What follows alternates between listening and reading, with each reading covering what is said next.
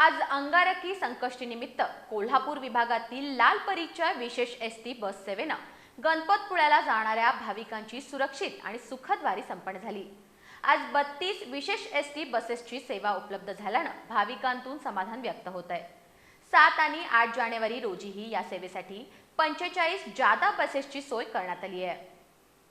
अंगारकी संकष्टीच्या पावन पर्वावर श्री क्षेत्र गणपतीपुळे इथं दर्शनासाठी जाणाऱ्या हजारो गणेश भक्तांसाठी महाराष्ट्र राज्य मार्ग परिवहन महामंडळाच्या कोल्हापूर विभागानं भक्तिभाव आणि सेवाभाव यांची सुंदर सांगड घालत विशेष बस सेवेचं आयोजन आज केलं होतं। या अंतर्गत आज कोल्हापूर आगारासह इतर आगारांमधून लालपरीच्या एकूण 32 विशेष एसटी बसेस कोल्हापूर बसस्थानकावरून गणपतीपुळे इथं रवाना झाल्या।